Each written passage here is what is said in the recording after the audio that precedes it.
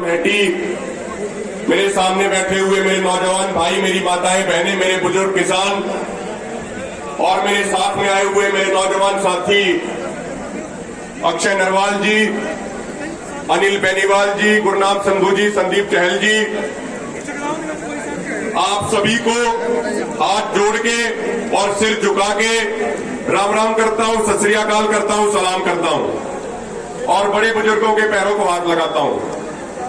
समय काफी कम है और बड़े नेताओं को भी सुनना है। आपके साथ छोटी छोटी 3 बातें करना चाहता हूं साथियों। सबसे पहले मैं 1-2 बात आपको सरदार जगजीत सिंह डल्लेवाल जी के बारे में बताना चाहता हूं, क्योंकि उनकी एक खासियत है, वो कभी भी अपने मुंह से खुद की तारीफ नहीं करते, लेकिन हमने उनका संघर्ष देखा है और उनके संघर्ष को हम सलाम करते हैं और ये आपका अधिकार है कि आपको ये जानकारी होनी चाहिए अपने नेताओं के बारे में। साथियों, 4 महीने से भी अधिक हो गए और किसानों का मोर्चा दिल्ली के बॉर्डरों पे चल रहा है। जब भी कोई भी विपरीत स्थिति आ जाती है, कोई मुश्किल हालात आंदोलन के सामने आ जाते हैं, तो आदरणीय सरदार जगजीत सिंह डल्लेवाल उन चंद नेताओं में से एक है जिनकी तरफ पूरा किसान समाज आशा और उम्मीद की नजर से देखता है और हर बार वो किसान समाज की आशा और उम्मीद पर खरा उतरते हैं और बड़ी से बड़ी मुश्किलों को भी चुटकियों में हल कर देते हैं। तो ऐसे है सरदार जगजीत सिंह डल्लेवाल। श्री अकाल।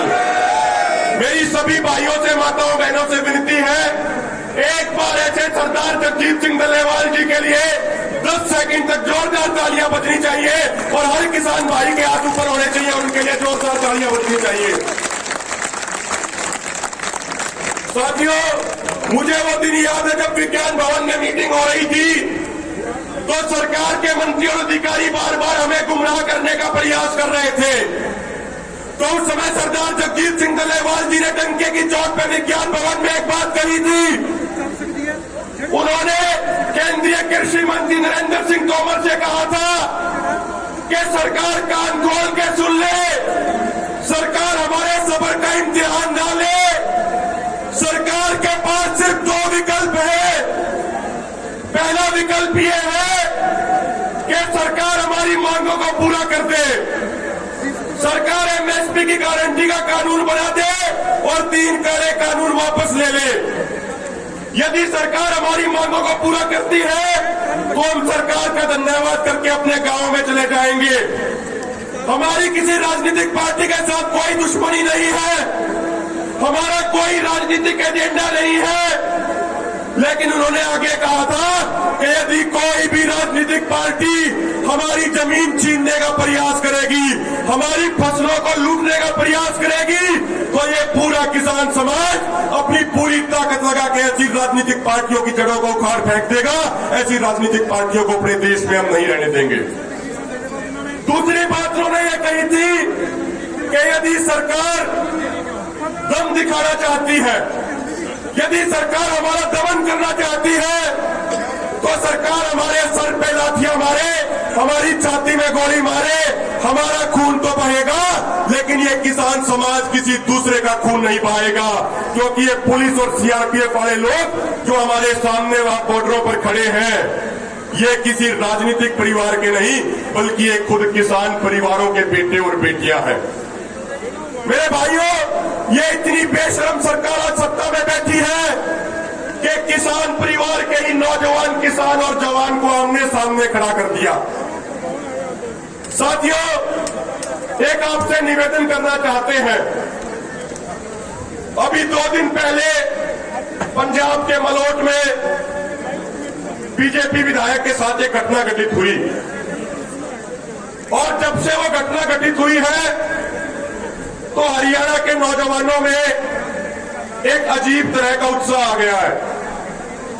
हरियाणा के नौजवान कह रहे हैं कि भाई पंजाब वाले हमारे बड़े भाई हैं और पंजाब इस मामले में हमसे 1-0 से आगे निकल गया है, तो वो भी अब इस फिराक में है कि हिसाब किताब बराबर करना है, 1-1 पे लाना है। आप लोगों से एक निवेदन करना चाहता हूं और यहां पे इस पंजाब की क्रांतिकारी धरती से हरियाणा के नौजवानों को भी ये कहना चाहता हूं कि देखिए, संयुक्त किसान मोर्चा ने क्या कहा, वो बातें हमें समझनी होंगी थोड़ी ध्यान से। मेरे भाइयों, मेरे बुजुर्गों, यदि कोई भी बीजेपी का या बीजेपी की सहयोगी पार्टी का कोई प्रतिनिधि हमारे इलाके में आए तो उसका सामाजिक बहिष्कार कीजिए, उनको काले झंडे दिखाइए, उनका घेराव कीजिए, उनको अपने गांव और शहरों में मत घुसने दीजिए, लेकिन हाथापाई मत कीजिए। ये हाथापाई नहीं करनी है। आज पूरी दुनिया में आपका डंका बज रहा है, पूरी दुनिया किसानों को सैल्यूट कर रही है। मेरे भाइयों, कभी आपने सोचा कि क्यों कर रही है?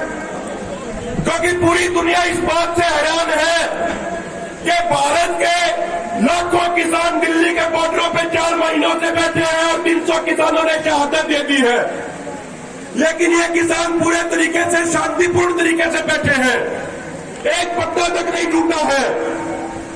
मेरे भाइयों, शांति अपनी ताकत है। शांति डरपोकों का नहीं, बल्कि शांति बहादुरों का हथियार होती है। मेरे भाइयों, ये बीजेपी और आरएसएस वाले लोग, ये षड्यंत्रकारी लोग हैं। ये समाज को कभी जाति के नाम पे, तो कभी धर्म के नाम पे, तो कभी क्षेत्र के नाम पे बांटने की कोशिश करते हैं। मेरे भाइयों, देखिए, ये मलोट वाली घटना के बाद बीजेपी और आरएसएस वालों ने पूरे देश में फिर से जातीय और धार्मिक जहर घोलना शुरू कर दिया है।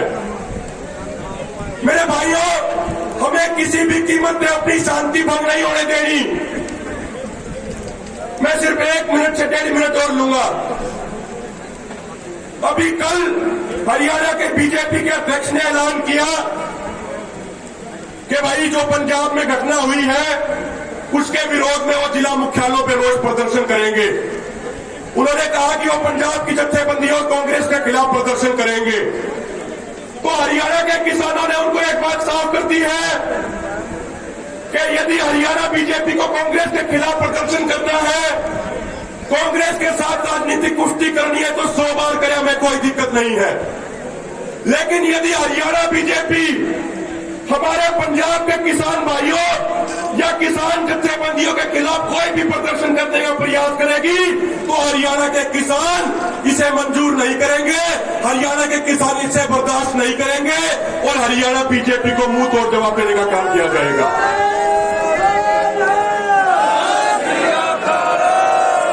लेकिन मेरी फिर से खासकर नौजवान भाइयों से विनती है, ये मेरे भाइयों, किसी भी तरह की हाथापाई नहीं करनी है। और इन बीजेपी वालों को भी एक मुफ्त की सलाह दे रहे हैं, अगर बढ़िया लगे तो ले लेना। ये बीजेपी के छोटे मोटे नेता, एमएलए, एमपी और पार्षद अपने आकाओं को, नरेंद्र मोदी और अमित शाह को खुश करने के लिए ये बहादुरी का ड्रामा करते हैं और उसके बाद इस तरह की घटनाएं हो जाती हैं। ये एमएलए, एमपी एक बात समझ ले कि जो उनके आकाओं ने जन विरोधी, किसान विरोधी, नौजवान विरोधी काम किए हैं, उनके कारण आज पूरे देश की जनता में बीजेपी के खिलाफ बहुत गुस्सा है। और इसीलिए इन बीजेपी वालों के लिए बढ़िया रहेगा कि ये अपने घरों में कैद हो जाए। इनके लिए बहुत बढ़िया रहेगा, ये अपने आकाओं की चमचागिरी करने के लिए, उनके तलवे चाटने के लिए जो ये ड्रामा करते हैं, ये इनको बहुत महंगे पड़ने वाले हैं। तो इसीलिए ये लोग अपने घरों में रहें और अपने आकाओं को वसीयत बताएं कि आज कम से कम उत्तर भारत से भाजपा का पत्ता पूरे तरीके से साफ हो चुका है। मेरे भाइयों, आप लोगों की मेहनत के कारण भाजपा पूरे तरीके से उत्तर भारत में साफ हो चुकी है। इनको गांव में नहीं घुसने दिया जाता। तो ये बातें ये बीजेपी में एमएलए, एमपी अपने आकाओं को जाके बताएं। और एक बात को समझ ले कि घमंड तो रावण का भी नहीं रहा था, तो ये मोदी सरकार क्या चीज है। इस किसान कौम से टकराने का प्रयास ना करे, नहीं तो इस किसान कौम ने बड़े बड़े तानाशाहों को नेस्ता नाबूद कर दिया। बड़े बड़े तानाशाहों को मिट्टी में मिला दिया।